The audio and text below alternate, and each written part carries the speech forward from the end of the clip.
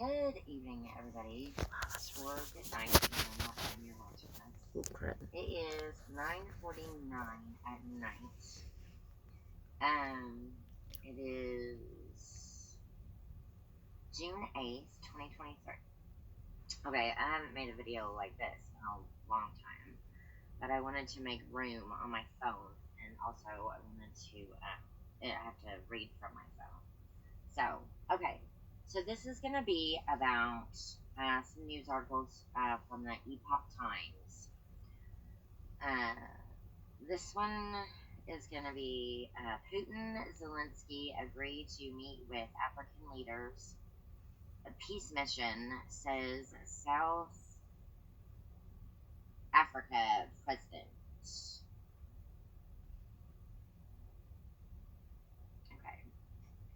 Cape Town, South Africa, Russian President Vladimir Putin and Ukrainian President Vladimir Zelensky have agreed to separate meetings with a delegation of leaders from 6 African countries to discuss a possible plan to end the war in Ukraine. South Africa's president said Tuesday.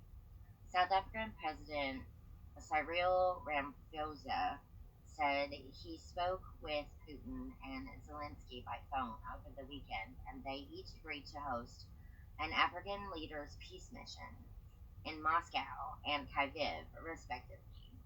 Principal to our discussions are efforts to find a peaceful resolution to the devastating conflict in the Ukraine, Ramaphosa said. The leaders of Zambia, Senegal, Republic of Congo, Uganda, and Egypt would make up the delegation along with Ramaphosa, he said in a statement. Putin and Zelensky gave him the go-ahead to commence the preparations, the South African leader said. For those 6 African countries, South Africa, Republic of Congo, Senegal, and Uganda, abstained from the UN vote last year on commending Russia's invasion of Libya, and Egypt voted in favor of the motion. Ramaphosa did not give a time frame or outline any parameters for the possible peace talks. Zelensky has said he would not consider a peace deal to end the 15-month war until Russian forces withdraw completely from Ukrainian territory. UN Secretary General Antonio Guterres also was briefed on the African delegation's planned meetings and welcomed the initiative, Ramaphosa said. UN spokesman Stephanie Dujarric confirmed Monday that Ramaphosa spoke to Guterres Monday afternoon during his visit to Jamaica.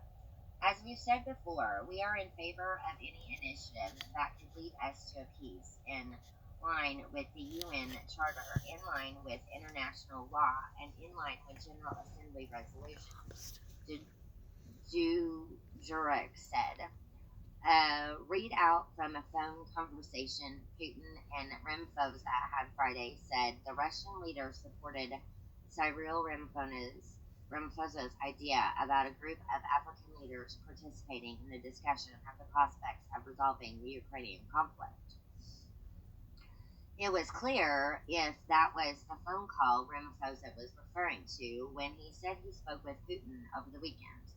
South Africa's leading position in the African delegation is bound to draw scrutiny. Ramaphosa's announcement came days after the U.S. ambassador accused South Africa of siding with Russia in the war in Ukraine and even providing weapons to help Moscow.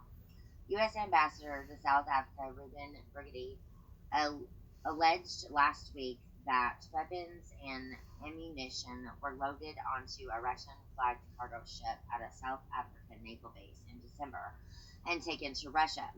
The South African government has denied it sent any weapons to Russia. Ramaphosa has said the matter is under investigation. South Africa has claimed its position on the war is neutral. The country has strong historical ties with Russia due to the former Soviet Union's support of South Africa's ruling African National Congress Party when it was a libertarian movement fighting to end the apartheid regime. South Africa hosted Russian and Chinese warships for joint naval exercises off its coast in February, and which coincided with the 1 year anniversary of Russia's invasion of Ukraine. South Africa top army general traveled to Moscow and met with the commander of the Russian ground forces on Monday. South African maintains it also retains a strong relationship with the United States and other Western supporters of Ukraine. Ramaphosa met with U.S. President Joe Biden at the White House late last year. Zambia also has historical ties with Russia. Uganda is a U.S. ally on regional security in East Africa. The Ugandan President Yoweri Museveni has spoken of his country's friendship with Russia and its neutral position in the war in Ukraine. Russia and Ukraine are far apart in terms of an agreement to end the war. The Kremlin wants Kyiv to acknowledge Russia's annexation of the Crimean Peninsula and the Ukrainian provinces of Donetsk, Kherson, Luhansk, and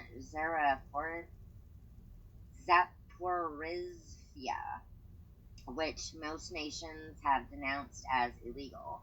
Ukraine has rejected the demands and ruled out any talks with Russia until its troops pull back from all occupied territories. Ukraine is determined to recover all Russian occupied areas. Zelensky's 10-point peace plan also includes a tribunal to prosecute crimes of aggression, which would enable Russia to be held accountable for its invasion. China has been the only other country so far offering to mediate possible peace talks, an offer clouded by its show of political support for Moscow. Beijing released a proposed peace plan in February, and a Chinese envoy is preparing to visit Russia and Ukraine. But there appears to be little chance of an imminent breakthrough to end the war since Ukraine and its Western allies largely dismissed the Beijing's proposal. Okay, so that is all. I'm reading Putin's stuff because, specifically Putin, because I had a dream about Putin and I forgot what it was, but it's been a while back. And so I'm going to be reading news articles about Putin and what's going on over there and stuff like that. So if you like this content, like this video, or comment below. Thank you very much, and thank you for watching.